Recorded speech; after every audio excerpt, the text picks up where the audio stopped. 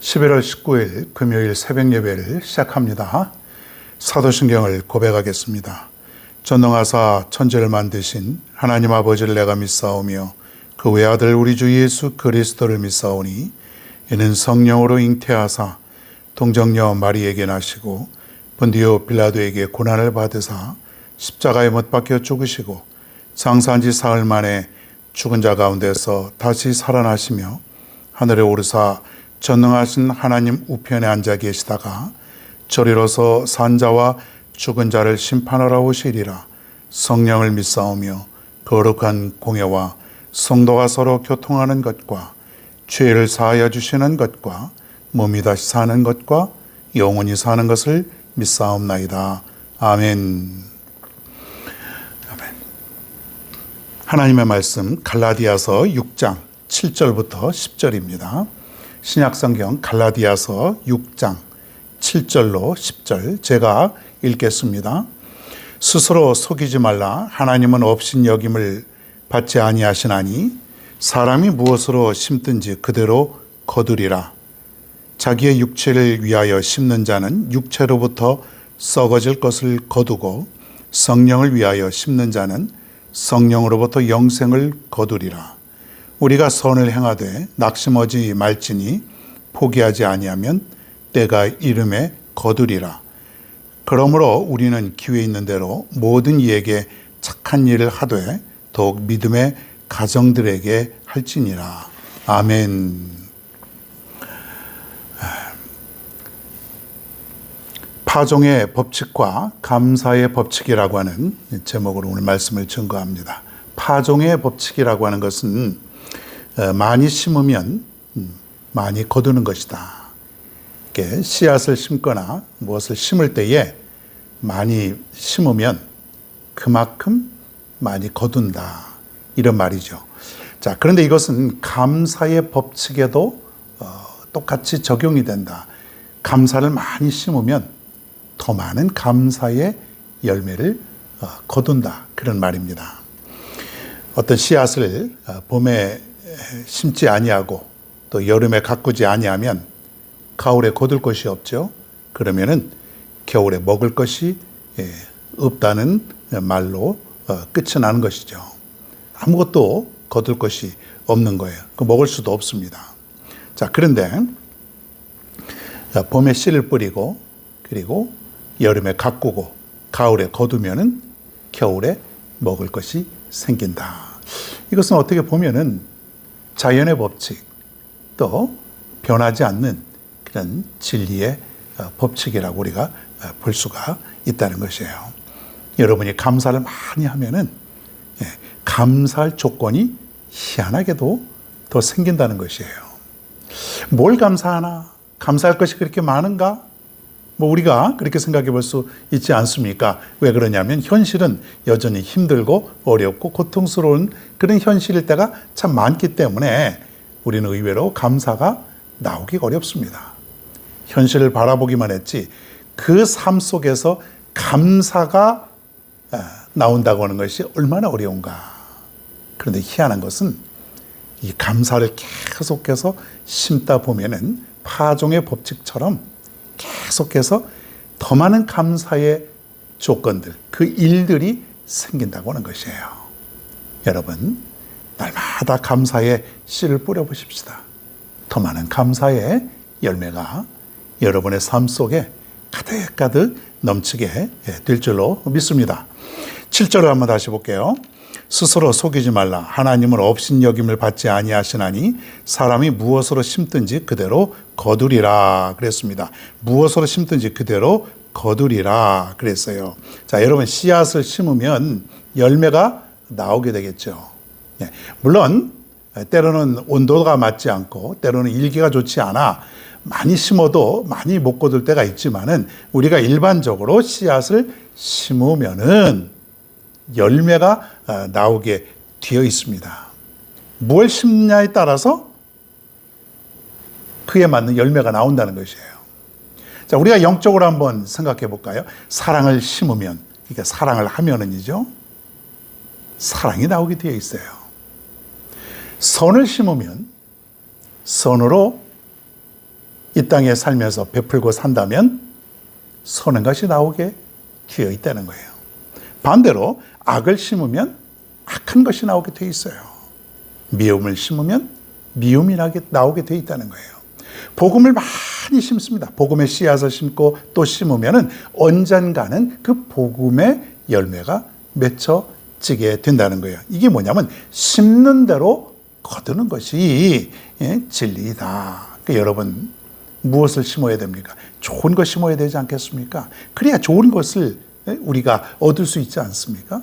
사랑도 심고 꿈도 심고 선도 심고 좋은 것, 특별히 감사를 심고, 그래서 여러분 좋은 것 심으면 심는 대로 나온다고 하는 그 진리를 우리가 믿고 이 땅에 살면서 많이 심을 수 있는 여러분 모두가 되시기를 바랍니다.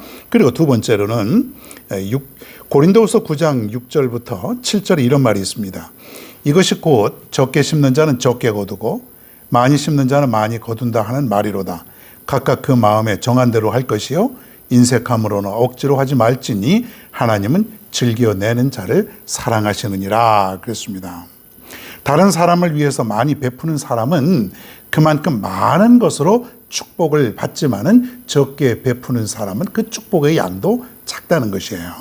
그러니까 이왕이면 많이 심어야 되지 않습니까? 많은 축복을 받기 위해서는 많이 심어야 되는 거예요. 선을 베풀고 가난한 자와 고아와 과부와 성경에 있는 그대로 우리가 어려운 자를 위해서 많이 베풀면은 그만큼 많이 거둔다는 거예요.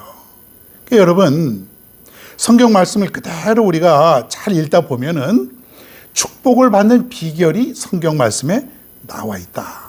그러니까 성경만 잘 읽어도 우리는 많은 축복을 받을 수가 있다는 것이에요. 이 땅에 살면서 우리는 우리보다 더 어렵고 참 힘든 그런 삶을 살아가는 사람들이 있다고 하는 것이죠. 저들을 외면하지 아니하고 저들에게 선을 베풀고 저들을 도와주고 저들에게 사랑을 심을 때에 우리는 심는 만큼, 아니 많이 심을 때에 더 많은 열매, 즉 축복을 우리가 거둘 수 있다고 하는 것이에요. 남을 베푸는데 인색한 사람은 그가 쌓아놓은 것이 얼마 없기 때문에 받을 상이 없다고 하는 것이에요. 이런 재미있는 얘기가 있습니다. 여러분 그 모자를 말씀을 드리려고 하는데 하늘에서는 우리가 상급을 받을 때 나중에 보면은 면류관을 우리가 쓴다 그러지 않습니까? 면류관. 이 면류관의 종류가 많죠. 금면류관, 썩지 않을 면류관, 또 생명의 면류관, 자랑의 면류관, 또 영광의 면류관, 또 이렇게 있는데 사람들 우리가 나중에 천국 가서 써야 될 그 면류관은 바로 이러한 면류관들이에요.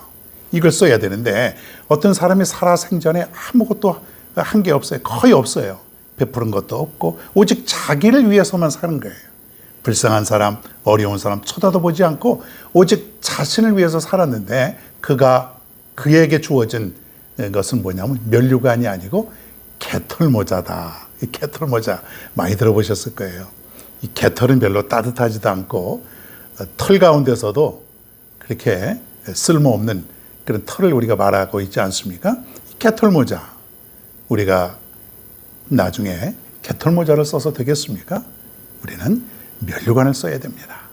이 땅에 살면서 천국에다가 많이 여러분 쌓아야 됩니다. 천국에 쌓는 비결은 내가 이 땅에 살면서 선한 일, 좋은 일을 많이 하는 것이에요. 그리고 어떤 사람은 천국에 가보니까 무 한 뿌리가 있더라는 거예요. 이 사람이 곰곰이 생각해 보니까 과거에 옛날을 더듬어 봤는데 어떤 사람이 지나가다가 그 무를 좀 하나 먹고 싶어서 무 좀 하나 주시겠소? 그러니까는 밭에서 무를 하나 뽑아다가 에따 이거나 드십시오 하고 무 한 뿌리를 던져 주었답니다. 근데 그게 이 사람이 살아생전에 유일한 그런 선을 베푸는 것이에요. 근데 나중에 천국의 내 그 창고에 가보니까 아무것도 없고 무 한 뿌리밖에 없더라. 사랑하는 여러분, 우리가 이 땅에 살면서 많이 심으십시오, 여러분. 매일같이 신바람 나지 않습니까? 내가 지금 이 땅에 심으면은 천국 창고에 수북히 쌓이게 되는 것인데 많은 축복들이 쌓이게 될 것을 여러분 생각하면은 내가 이 땅에 어떻게 살아야 될지 그 정답이 나오게 됩니다. 많이 심는 자는 많이 거둔다. 여러분 이 진리를 깨닫고 살아갈 수 있는 여러분 모두가 되시기를 바랍니다. 그리고 심기만 하면 반드시 거두는 것이 진리이다. 심지 않으면은 거둘 수가 없죠. 심으면 거두게 된다. 10절에 오늘 보니까 이런 말이 있어요. 우리가 선을 행하되 낙심하지 말지니 포기하지 아니하면 때가 이름에 거두리라 그랬어요. 우리가 가난하고 어려운 사람을 돕는 그런 행위는 영원히 기억되어서 하나님 나라에 우리가 쌓이게 되고 특히 하나님께 우리가 보상을 받게 되는데, 우리가 선을 행할 때에 바로 우리가 그것을 보상받기를 원하는 사람들이 많습니다. 내가 이렇게 선을 행했는데, 내가 이렇게 좋은 일을 했는데 왜 내가 축복이 따르지 않는가? 자, 그런데 우리가 씨를 뿌려도 가꾸고 또 시간이 지나야 되고 세월이 한참 지나야 우리가 열매를 얻게 되지 않습니까? 우리가 선을 행하는 것도 마찬가지예요. 시간이 지나야 되고 또 어떤 것은 아주 오랜 시간이 지나야 우리가 원하는 열매를 얻을 수 있다고 하는 것이에요. 포기하지 아니하면, 오늘 말씀해 보니까 낙심하지 말고, 선을 행해도 낙심하지 말고 포기하지 않으면 때가 이르게 되면 하나님의 때, 그렇죠 여러분? 내 때가 아니고 하나님의 때에 때가 이르면은 반드시 언젠가는 거두리라. 복음도 마찬가지예요 여러분. 복음의 씨를 뿌리면은 하나님의 때 언젠가는 하나님이 그 열매를 거두게 하신다는 것이에요. 포기하지 말라는 거예요. 낙심하지 말라는 거예요. 너무 조급하게 서두르지 말라 그러는 것이죠. 이 진리예요. 감사도 이렇게 적용이 됩니다. 내가 감사하다 보면 지금은 나의 삶 속에 아무런 변화도 없는 것 같지만은 시간이 지나면서 반드시 감사의 열매를 거두게 되고 더 많은 감사, 더 큰 감사가 거두게 된다고 하는 것이에요. 사랑하는 여러분, 감사하십시다. 열심히 감사하고 또 감사하고 그저 모든 것에 감사하는 여러분이 되어야 될 줄로 믿습니다. 이런 감사절기뿐만이 아니라 감사가 나의 삶 속에 일상이 되는 것이에요. 늘 언제나 원망과 불평과 미움과 이런 것들을 다 우리가 물리쳐버리고 이제부터 남는 것은 오직 감사, 또 감사. 저와 여러분 모두가 감사 속에 살아갈 수 있는 모두가 되시길 간절히 바랍니다. 오늘은 이런 기도를 한번 해보겠습니다.